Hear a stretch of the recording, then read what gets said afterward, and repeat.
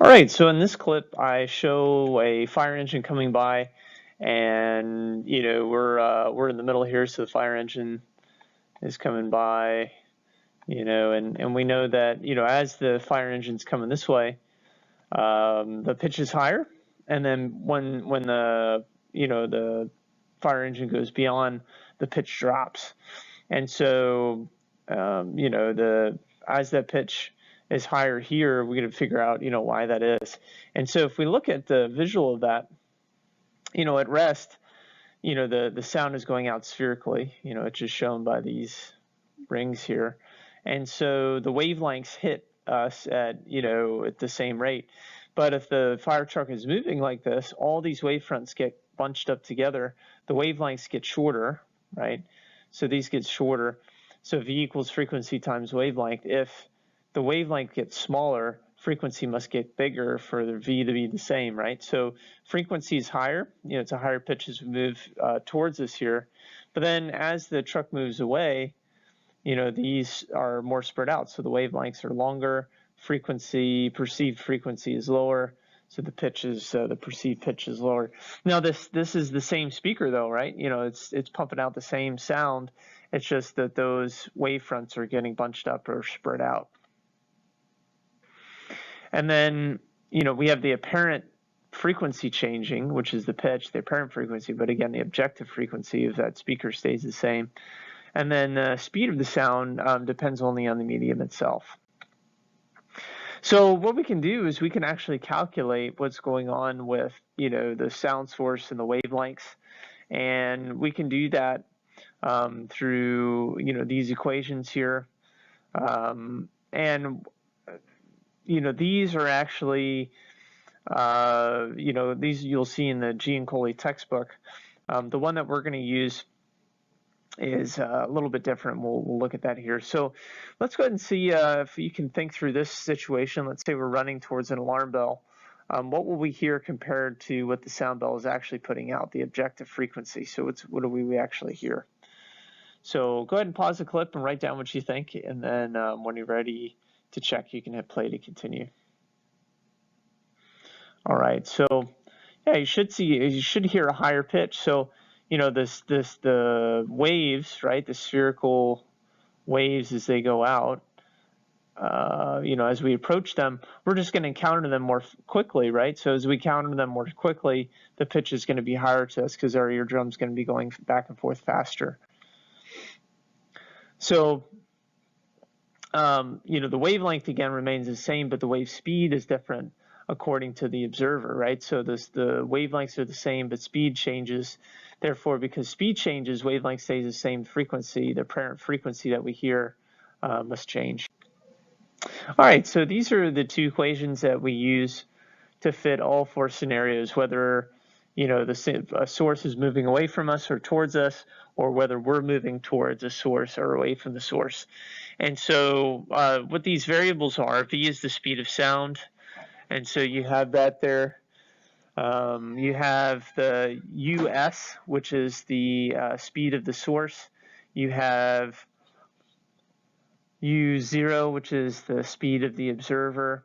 And then you have F prime, which is the apparent frequency. And so F prime is what we're looking for in terms of what it will sound like to us as we either move away from a source or the source moves to or away from us.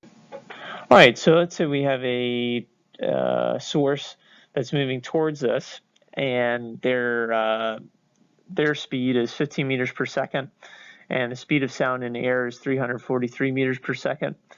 And we want to find out what the apparent frequency is, F prime here. And so if you notice, we have the plus or minus sign here.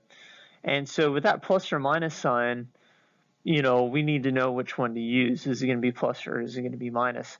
So if the source is moving towards us, we know that the pitch has to be higher. This number, this F prime, has to be higher. So the only way that'll happen is if the denominator here is a smaller number, right? If it's smaller, so we're going to have to use a negative sign. And that's really the best way to do it. You know, think about which does the frequency have to be higher or lower, and then based on that, you know, you can know if it's going to be a positive or a negative. So why don't you go ahead and pause the clip and calculate the apparent frequency, and when you're ready to check, you can hit play to continue. Okay, so yeah, we can subtract those. So we'll end up getting a apparent frequency of 470.58 hertz. And so this again would be a higher pitch as it comes towards us. And you know, we could see that here. All right, so let's say we have a sound source here that's 1040. It's an alarm on a stationary, you know, place, and we're running towards the facility at 4 meters per second. We have the speed of sound is 343 meters per second here. And yeah, and again here you're going to have to figure out if it's going to be plus or minus. If we're moving towards the source, right, we know the f prime has to be higher. And so you can figure out what sign that you need there. So go ahead and pause the clip, give this a shot, and when you're ready to check, you can hit play to continue. All right, so we know f prime needs to be higher. So we're going to add 4 to it. So 4 plus, or 343 plus 4, and we would get 1052.13. And if you notice, it's not that much higher. That's because, you know, we're only going at 4 meters per second, you know, towards the source, so it would just be slightly higher. So what I want you to do is to write this out in your URL in your web browser and take a look at this. This is some examples of beats, and this is actually, there's a lot of great information in there, but what I use this for is to show what the beats sound like with different frequency amounts. And so go ahead and give that a try. You can pause the clip and type this in to your browser and take a look at that before you continue, and that'd be good. Okay, so what happens with these beats, and you know, we actually have interference as well. The sound can interfere with each other to where, you know, if you had a crest of sound and a trough of sound, you know, that would just be normal air. And now with beats, what happens is that the waves are constructively and destructively interfering with each other constantly, and so there are times where, you know, they're aligned up, and here's an example here where you have two frequencies that are coming in and out of alignment because they're slightly different in frequency, and so their wavelengths are slightly different. So at this spot right here, right, there's constructive interference, whereas, you know, like right here, there's complete destructive interference. You know, the blue represents one frequency, the red represents the other. They have 50 and 60 here, and so you know, that's where, you know, they'll constructively and destructively interfere multiple times a second, and you know, produce beats.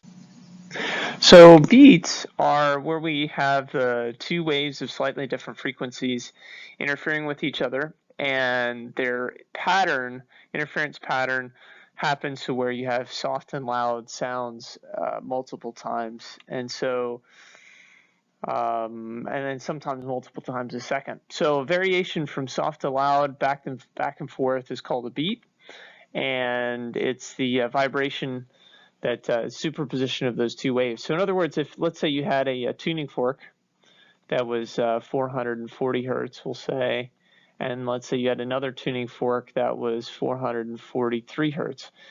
Well, what would happen is, you know, the waves are coming from both of these, right, spherically, and when they reach your eardrum, right, what's going to happen, because these are slightly different in frequency, sometimes when they hit their eardrum, they'll both be crests, but then sometimes when they hit your eardrum, one will be a crest, one will be a trough. And so what will happen is when you hit a crest and a crest, you'll have a loud sound, but when it's a trough and a crest, you know, it'll be, you know, silence. And so in this case here, if they're 3 hertz apart, you're going to hear 3 beats every second. And that's how you do it. You just look at the difference in frequency and then subtract them, and then that'll tell you how many beats per second that you have. So let's go ahead and try this one here. 8 beats are heard every second when the 340 tuning hertz tuning fork is played next to a string. What are the two possible frequencies of the string? So go ahead and pause the clip and give this a shot, and when you're ready to check, you can hit play to continue.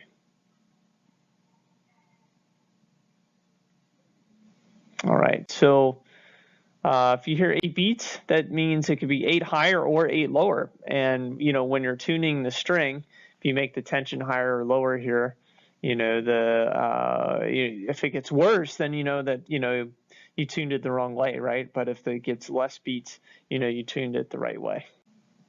And then timbre is the musical quality of a tone resulting from the combination of different harmonics present in different intensities. So on instruments, and we've looked at that with stringed instruments, on that same string at the same time, you have multiple harmonics. You might have the fundamental, but you might also have the first harmonic, second harmonic, and so on. And they'll have different amount of intensity as well. So, the fundamental frequency may be predominant, but then the second harmonic is less, and then maybe you also have the fourth harmonic, which is, small, and maybe the third, which isn't even existent or whatever. And so you have the combination of those. Same thing in wind instruments. You can have a combination of different harmonics at different intensities, and that unique combination gives that musical quality, and we call that timbre.